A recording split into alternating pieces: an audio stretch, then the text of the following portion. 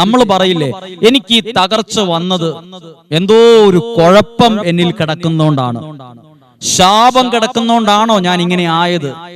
ഈ തകർച്ച വന്നത്, ഈ പരാജയം വന്നത്, ഈ പ്രതിസന്ധി വന്നത്, ഈ സംഭവം നിങ്ങളിൽ വന്നത് നിങ്ങളെ കുറച്ചുകൂടെ തകർച്ചയിൽ, മനോവിഷമത്തിൽ കൊണ്ടുപോയി എത്തിക്കാനുള്ളതല്ല. പിന്നെയോ ദൈവത്തിന്റെ പ്രവൃത്തി ആ സാഹചര്യങ്ങളിൽ പ്രകടമാകേണ്ടതിനാണ്. ദൈവം ജീവിക്കുന്നവനാണെന്ന് എന്നിലൂടെ വെളിപ്പെടുത്തണമെന്ന് ദൈവത്തിനൊരു ഹിതമാണ്.